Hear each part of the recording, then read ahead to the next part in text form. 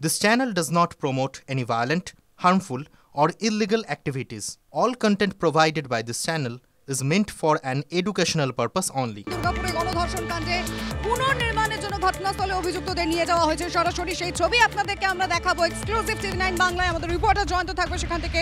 অভিযুক্ত 4 জনকে নিয়ে যাওয়া হয়েছে। সেদিন শুক্রবার রাতে ঠিক কি ঘটেছিল, তরুণী কোথায় ছিল, কোথা থেকে হেঁটে আসছিল, তারা সেই অর্থাৎ অভিযুক্তরা সেই মুহূর্তে কি করছিল, এভরিথিং সমস্ত কিছু পুঙ্খানুপুঙ্খ জানা হবে আজকে। আর এই মুহূর্তে ঘটনাস্থলের ছবি দেখাচ্ছি। পুনর্নির্মাণের জন্য অভিযুক্তদের নিয়ে যাওয়া হয়েছে। জয়ন্ত এই মুহূর্তে সরাসরি আমাদের সঙ্গে রয়েছে। জয়ন্ত, এখন কি চলছে সেখানে? দেখো, তোমাকে ছবিটা দেখাই।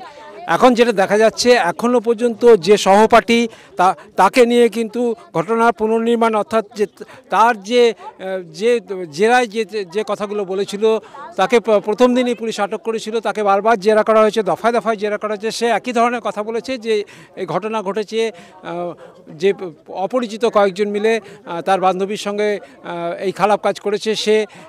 কিন্তু তার একটা জিনিস পুলিশের কাছে বড় যে মিসিং লিঙ্ক যেটা বলা যায়, যে যখন 7:58 যারা এক্সিট গেট দিয়ে মেডিকেল কলেজে এক্সিট গেট দিয়ে বেরিয়েছিল, তারপরে আবার যখন ফিরে আসে রাত 8:42 এবং 6 মিনিট সেখানে থাকার পর 8:48 আবার ফিরে আসে এই ছেলেটি, যে ছেলেটিকে নিয়ে এখন যে সহপাঠীকে নিয়ে এখন পুলিশ ঘটনার যে তথ্য জানার জন্য পুনর্নির্মাণ বলা যেতে পারে, তথ্য জানাও বলা যেতে পারে, পুলিশ ভিডিওগ্রাফি করছে। এই যে সময়টা, তারপরে 9:29 আবার ফিরে যায়। এই সময়টা আলাদা হয়ে গেছিল কেন? যদি তার সঙ্গে কোনো খারাপ ব্যবহার হয়ে থাকে, সে ঘটনাস্থল থেকে পুলিশকে জানায়নি কেন বা কলেজ কর্তৃপক্ষকে জানায়নি কেন? এটা কিন্তু পুলিশের কাছে বড় এই তথ্যকে মেলানোর চেষ্টা করছে। তাকে বারবার জিজ্ঞাসাবাদ করা হচ্ছে, এখনও ঘটনাস্থলে এনে জিজ্ঞাসা করা হচ্ছে যে ওই সময়টা সে কেন বাইরে চলে গেছিলো, সে কি করছিল। ইতিমধ্যে আমরা যেটা জানতে পেরেছি যে নির্যাতিতা সহ বাকি যে 5 জন প্রত্যেকেরই যে পোশাক, সেই দিনের ব্যবহার করা পোশাক ইতিমধ্যেই পুলিশ বাজেয়াপ্ত করেছে। সেগুলোকে ফরেন্সিকে পাঠানো হয়েছে, অর্থাৎ 6 জনের পোশাক ফরেন্সিকে পাঠানো হয়েছে। এখনও পর্যন্ত যে সহপাঠী তার কোনো পোশাক এখনও ফরেন্সিকে পাঠায়নি পুলিশ। এটাও জানতে পেরেছি। সেটা তো ফরেন্সিকের বিষয়, একদম সেটা পরীক্ষা করে সেটা রিপোর্ট কি আসে সেটাকে নজর থাকবে। কিন্তু এখন যেখানে পুনর্নির্মাণ চলছে, যে ছবিটা তুমি দেখাচ্ছিলে, আচ্ছা সেখানে তরুণীর বন্ধুকে সেখানে আনা হয়েছে কি? আর এখন সেখানে তাকে কি দেখা যাচ্ছে? দেখো, হ্যাঁ, তরুণীর এই মুহূর্তে যেটা ডিসিপি অভিষেক গুপ্তা, এসিপি সুবীর রায় এবং সিআই রণবীর বাগ, এই 3 জন আধিকারিক আছেন। ভিডিওগ্রাফি করছেন এসিপি নিজে, অন্য কোনো পুলিশ আধিকারিকরা সেখানে নেই, তারা বাইরে কর্ডন করে আছে। যেটা জানা যাচ্ছে যে এখন যার সঙ্গে কথা বলছে, যার কাছে তথ্য জানার চেষ্টা করছে, যাকে নিয়ে পুনর্নির্মাণ করছে, সে হচ্ছে তরুণীর সহপাঠী।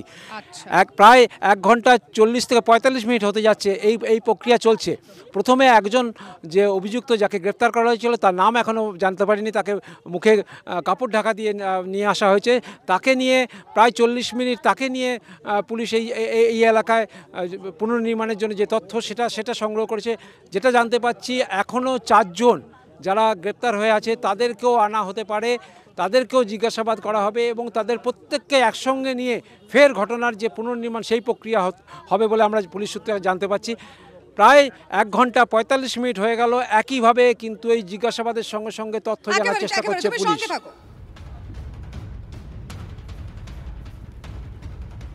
দুর্গাপুরের ডাক্তারি ছাত্রীকে গণধর্ষণের অভিযোগে ধৃত রিয়াজউদ্দিন এবং নাসিরউদ্দিনের বাড়িতেও তল্লাশি। ধৃতদের বাড়ি থেকেও সূত্রের খোঁজে পুলিশ। বাজেয়াপ্ত ঘটনার দিনে ধৃতদের পরনে থাকা পোশাক, সেই ছবিটাও এই মুহূর্তে আপনাদের দেখাচ্ছি। দুর্গাপুরে মেডিকেল পড়ুয়ার তাকে গণধর্ষণের অভিযোগে ধৃত রিয়াজউদ্দিন এবং নাসিরউদ্দিনের বাড়িতে পুলিশ তল্লাশি চালায়। ধৃতদের বাড়ি থেকে সূত্র খুঁজছে এই মুহূর্তে পুলিশ। ঘটনার দিন ধৃতদের পরনে যে পোশাক ছিল তা বাজেয়াপ্ত করা হয়েছে, সেই ছবিটাও এই মুহূর্তে আপনাদের দেখাচ্ছি। দুর্গাপুরে গণধর্ষণ কাণ্ডে দোষীদের কঠোর শাস্তি দিতে সব স্তরে চাপ সৃষ্টি করব, নির্যাতিতার মাকে আশ্বাস দিলেন ওড়িশার মুখ্যমন্ত্রী মোহন চরণ মাঝি। নির্যাতিতার সঙ্গে ফোনে কথাও বলেন ওড়িশার মুখ্যমন্ত্রী।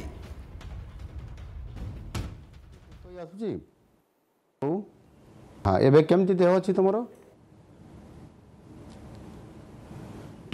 ঠিক লাগুছি তো? হ্যাঁ, আচ্ছা, ধীরে ধীরে দেহ টিকে সুস্থ হয়ে আসুଛି। ହଁ, ସବୁ ଆମର ଓଡ଼ିଶାର ସବୁ ଲୋକମାନେ ସବୁ ଯାଇଛନ୍ତି, ମହିଳାମାନେ ଯାଇଛନ୍ତି, ତାଙ୍କୁ ସବୁ କଥାବାର୍ତ୍ତା ହେଉଛ? ହଁ, সেটি আপনারা শুনলেন নির্যাতিতার মাকে আশ্বাস দিলেন সব রকমভাবে ওড়িশা প্রশাসন, তিনি নিজে পাশে রয়েছেন। এই বিষয়ে আরো বিস্তারিত কথা বলবো, আমাদের সহকর্মী প্রদীপ্ত আমাদের সঙ্গে রয়েছেন। আমি সরাসরি প্রদীপ্তর কাছে জানতে চাইবো, প্রদীপ্ত, ওড়িশার মুখ্যমন্ত্রী কি বার্তা দিলেন নির্যাতিতা এবং তার পরিবারকে, এবং পাশাপাশি এই ঘটনার রাজনৈতিক একটা তাৎপর্যও তো রয়েছে, কারণ ওড়িশা সরকারের তরফ থেকে লাগাতার চাপ বাড়ানো হচ্ছে রাজ্য প্রশাসনের ওপরে।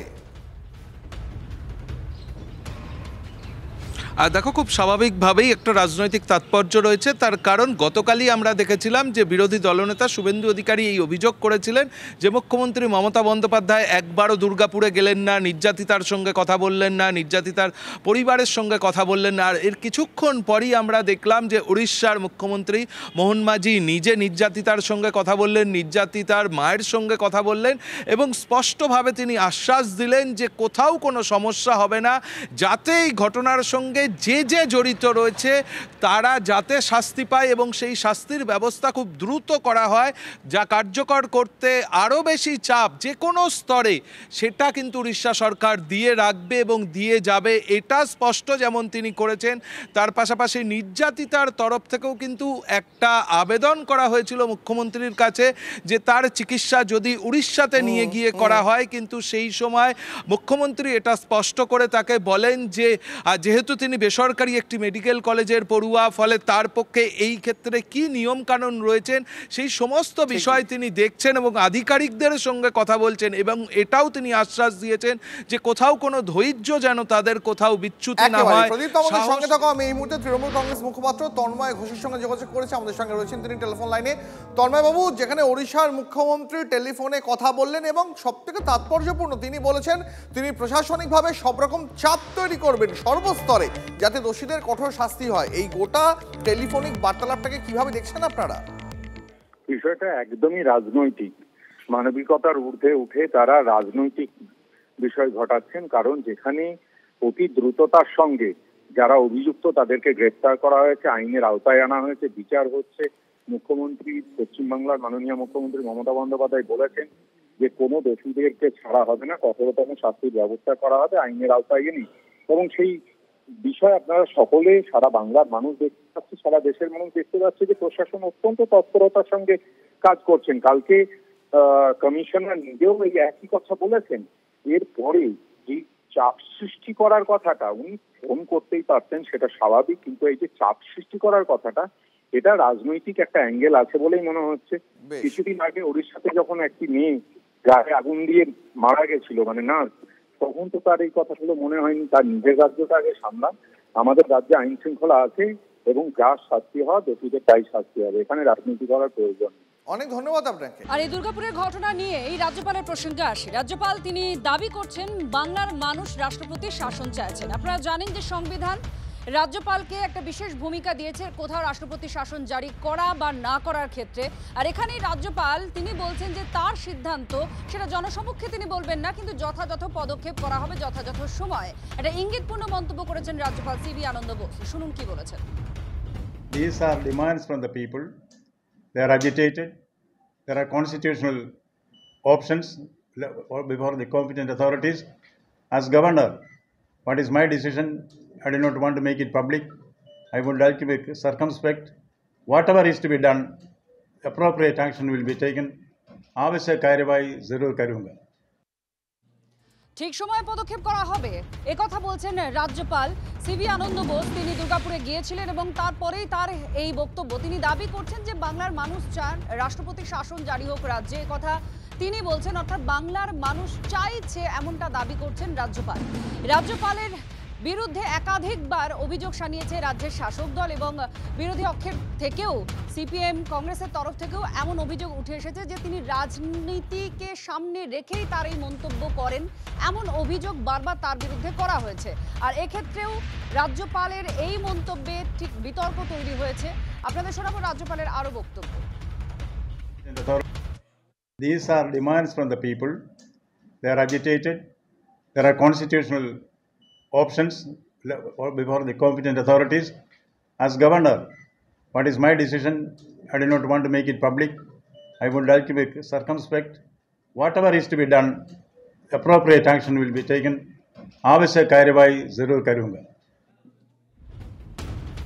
আর সেক্ষেত্রে বিরোধী বা রাজ্যের শাসক দলের তরফ থেকে যে রাজনৈতিক উদ্দেশ্য নিয়ে রাজ্যপাল কথা বলছেন এমন অভিযোগ আগেও উঠেছে, এক্ষেত্রেও উঠছে, এবং সেখানে খুব গুরুত্বপূর্ণ একটা সময়, কারণ একদিকে রাজ্যে ভোট আসন্ন আর তার আগে এই ধরনের মন্তব্য, অর্থাৎ রাষ্ট্রপতির শাসন যে সেখানেই লাগু হয় যেখানে আইন শৃঙ্খলা থাকে না, সেই জায়গায় এই সাংবিধানিক পদক্ষেপ করা যেতে পারে যেটা রাষ্ট্রপতি করতে পারেন, সেই ভূমিকা বেঁধে দেওয়া আছে। আর এবার তিনি বলছেন বাংলার মানুষ চাইছে রাষ্ট্রপতি শাসন হোক, এটা রাজ্যপালের দাবি। রাহুল সিনহা বিজেপি নেতা এই মুহূর্তে আমাদের সঙ্গে রয়েছেন।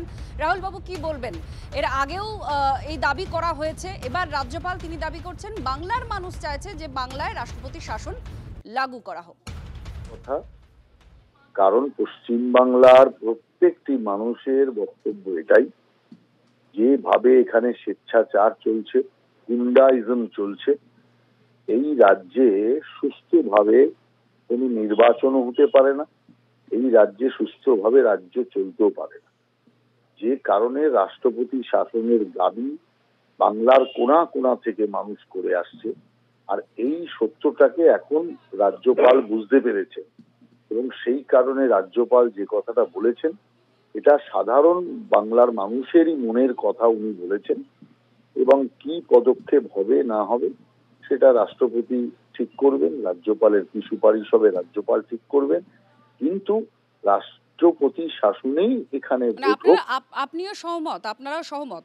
100% রাজ্যের মানুষের বক্তব্যকে তো কেউ নস্যাৎ করতে পারে না। আমরা তো মানুষের মতামতকে সম্মান জানিয়েই চলি, অতএব মানুষের মত যেটা হবে সেইটাকেই সম্মান করতে হবে। ধন্যবাদ রাহুল বাবু আপনার প্রতিক্রিয়ার জন্য।